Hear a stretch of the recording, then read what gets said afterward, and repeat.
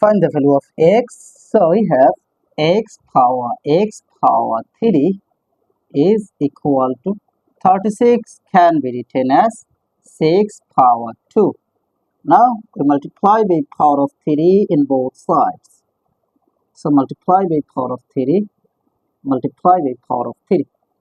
Now here you can apply this rule, this exponential rule, that a power m bracket power n is equal to a power n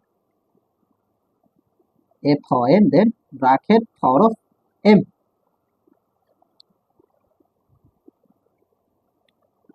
So according to this rule, I can compare here. So it will be x power 3 then bracket power of x cube is equal to 6 power of 2 times 3, that means it will be 6. According to this rule, a power m bracket power n is equal to a power of m times n, that means it will be m. So this formula applied here. Now we see x cube, both term is same. This base and this power is same. So let x power 3 is substituted by y. So our equation will be y power y is equal to 6 power 6. Now here we can apply rule that a power a is equal to n power n. So a will be equal to n, where n is greater than or equal to 1. So according to this rule, I can compare here. So it will be y is equal to 6, but x cube is substituted by y, so y, that means x cube is equal to 6.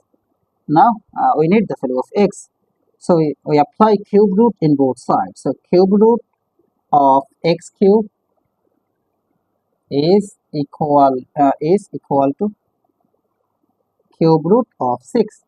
So this cube root, this power 3 will be cancelled. So we have x is equal to cube root of 6. So cube root of 6,